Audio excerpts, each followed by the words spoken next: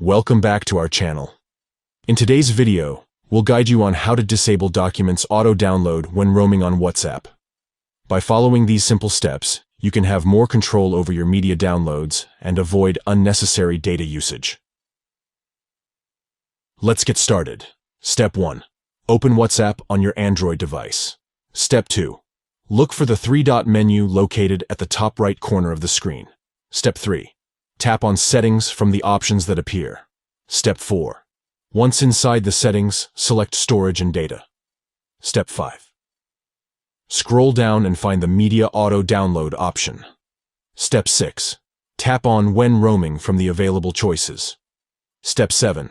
Now it's time to disable Documents Auto Download. Just unmark the option for Documents.